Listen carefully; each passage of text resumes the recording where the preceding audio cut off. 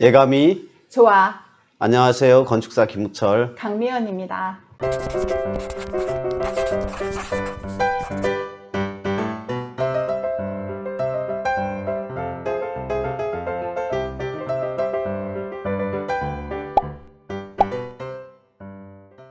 반갑습니다.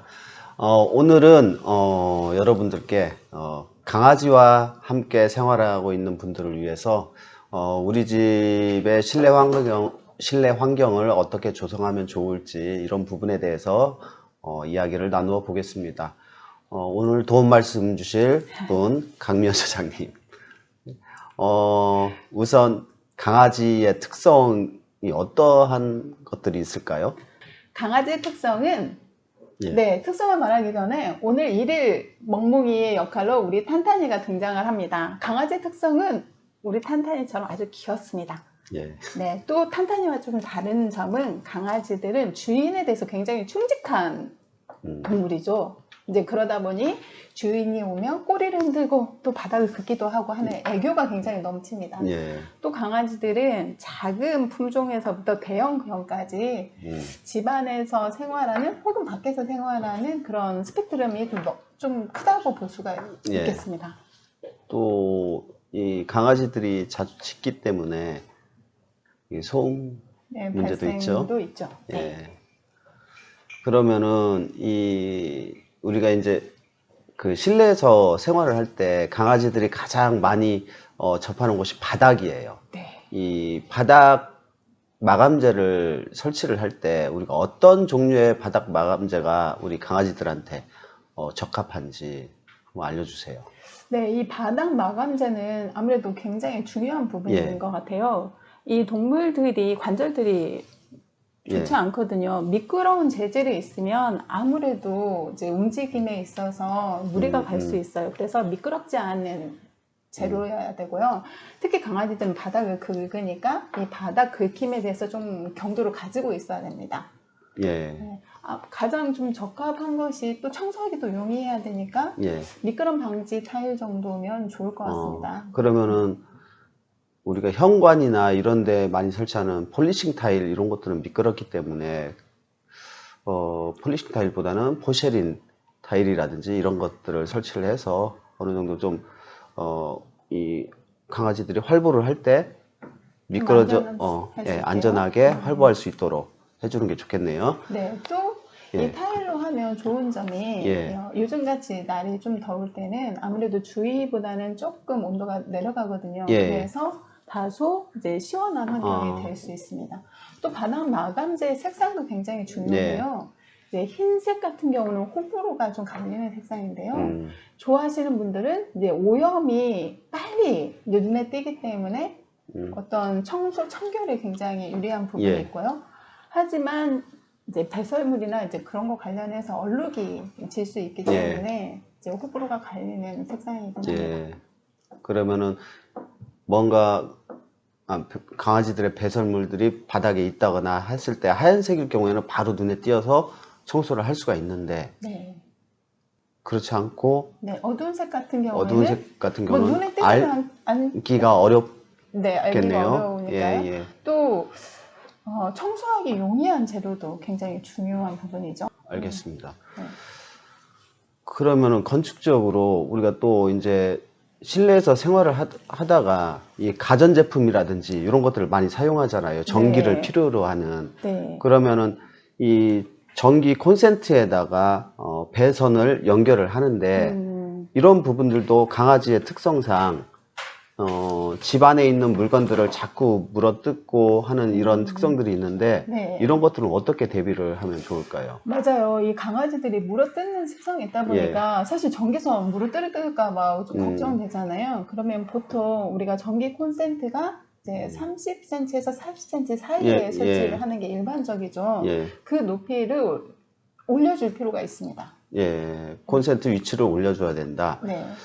그럼 신축 시에 가급적이면은 신축할 경우에는 배선을 미리 좀 파악을 해서 그 전자기기라든지 이런 것들을 미리 염두에 두고 배선은 매립하는 게 가장 알맞은 것 같고 어쩔 수 없이 이 콘센트에다가 배선을 연결할 경우에는 그런 것들은 어떻게 하면 될까요?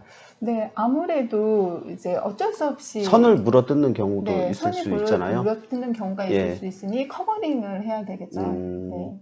커버링을 할 때도 나무 재질은 좀 피하셔야 될 것 같습니다. 왜냐하면 이 나무 재질, 나무 목재의 특성상 강아지들이 물어뜯게 될 경우 짧게 쪼개지면서 날카로워지거든요. 그렇게 되면 그 목재 마감도 문제지만 사실 우리 강아지들의 입에 상처가 날 수 있거든요. 네. 그러면 가급적이면은 그러니까 배선이 이렇게 지나가는데 여기서 커버를 씌워서 나무 재질이 아닌 금속 재질이라든지 이런 것들을 사용하면 좋겠다. 네, 다소. 네. 알겠습니다. 그리고 이제 우리가 강아지들과 실내에서 생활하다 보면은 강아지들이 답답해요.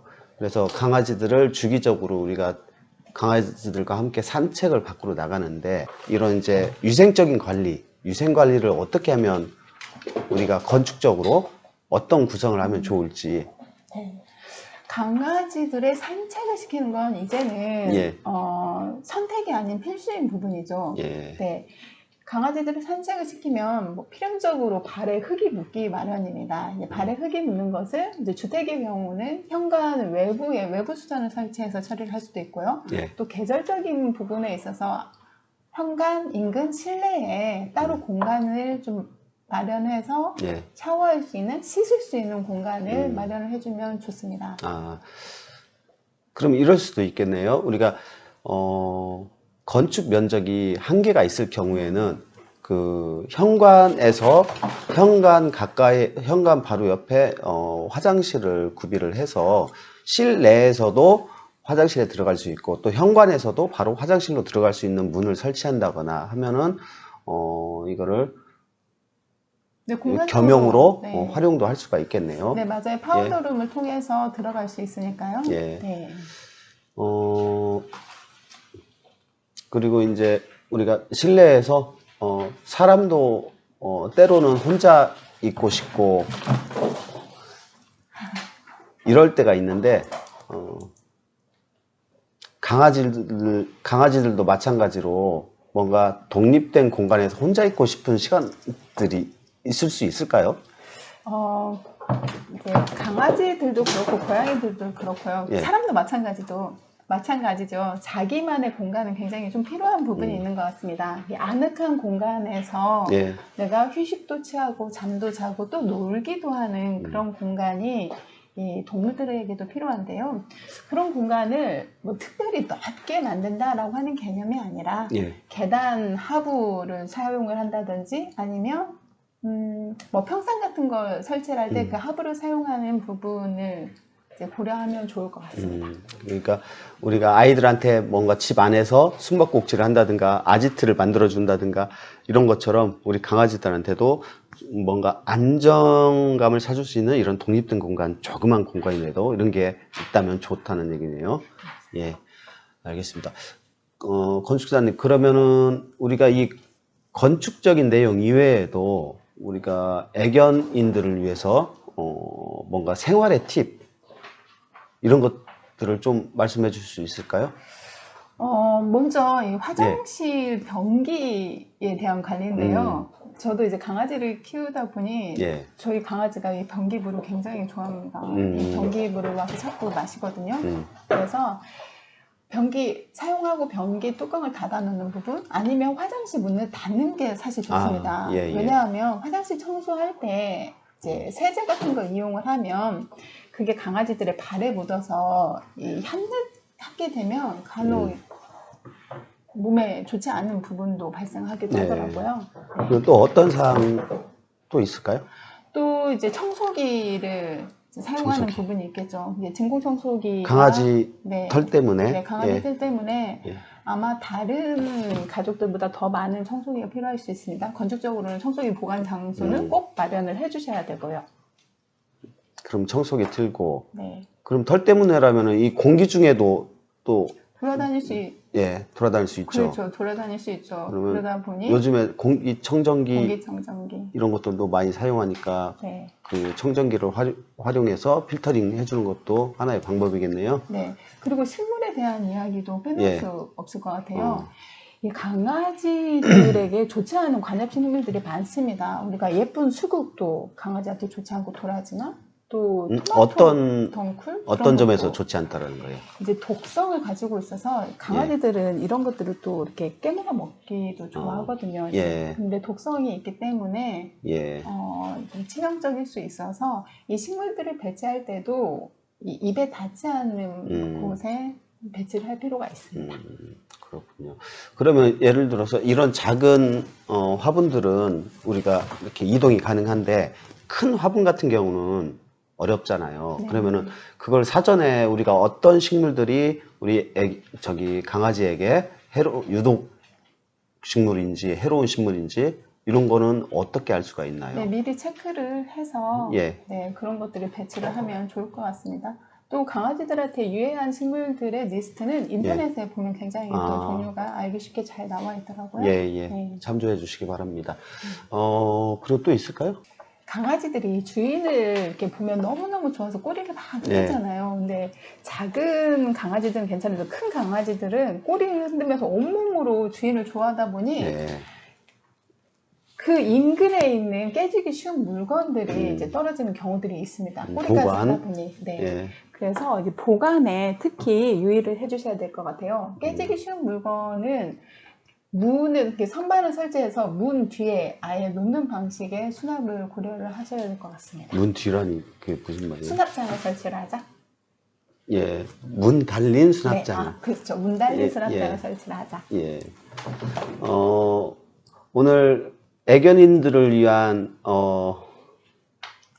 실내 환경 조성, 건축적으로 어떻게 하면 좋을지 이런 부분들에 대해서 말씀을 들어봤는데요. 마지막으로 건축사님, 애견인들을 위해서 한 말씀 해주신다면 어떤 말씀이 있을까요? 네.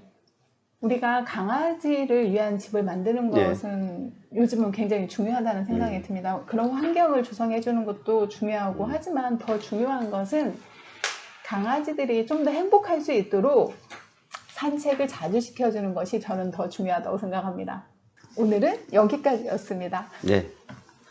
오늘 말씀 여기까지 듣겠습니다. 네, 감사합니다. 안녕.